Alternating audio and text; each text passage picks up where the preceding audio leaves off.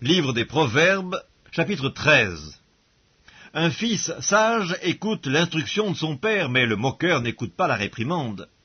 Par le fruit de la bouche, on jouit du bien, mais ce que désirent les perfides, c'est la violence.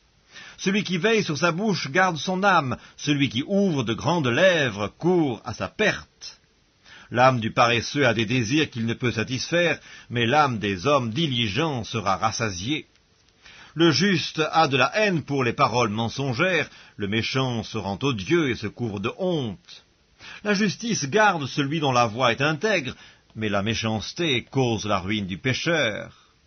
Tel fait le riche et n'a rien du tout, tel fait le pauvre et a de grands biens. La richesse d'un homme sert de rançon pour sa vie, mais le pauvre n'écoute pas la réprimande. La lumière des justes est joyeuse, mais la lampe des méchants s'éteint. C'est seulement par orgueil qu'on excite des querelles, mais la sagesse est avec ceux qui écoutent les conseils. La richesse mal acquise diminue, mais celui qui amasse peu à peu l'augmente. Un espoir différé rend le cœur malade, mais un désir accompli est un arbre de vie. Celui qui méprise la parole se perd, mais celui qui craint le précepte est récompensé. L'enseignement du sage est une source de vie pour détourner des pièges de la mort. Une raison saine a pour fruit la grâce, mais la voie des perfides est rude. Tout homme prudent agit avec connaissance, mais l'insensé fait étalage de folie. Un envoyé méchant tombe dans le malheur, mais un messager fidèle apporte la guérison.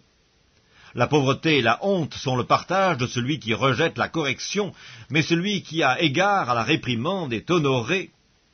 Un désir accompli est doux à l'âme, mais s'éloigner du mal fait horreur aux insensés.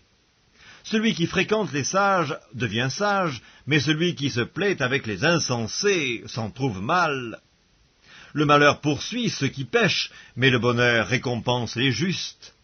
L'homme de bien a pour héritier les enfants de ses enfants, mais les richesses du pécheur sont réservées pour le juste. Le champ que défriche le pauvre donne une nourriture abondante, mais tel périt par défaut de justice. Celui qui ménage son bâton a de la haine pour son fils, mais celui qui l'aime cherche à le corriger. Le juste mange et satisfait son appétit, mais le ventre des méchants éprouve la disette.